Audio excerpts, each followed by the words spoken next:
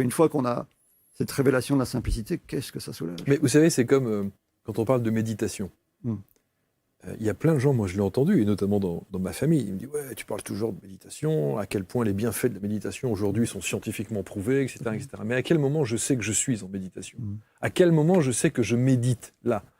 Et c'est pas le fait de s'installer comme ça, de fermer les yeux et de. Vous voyez, ça n'est pas que ça. Mais ça, c'est le genre de questions que je connais par cœur, sur des questions qui sont plus liées au mental et aux champions du monde de la prise de tête qu'on est tous un petit peu. Quand on est un chercheur spirituel, on s'aperçoit très vite qu'il semble y avoir un problème ici, quoi.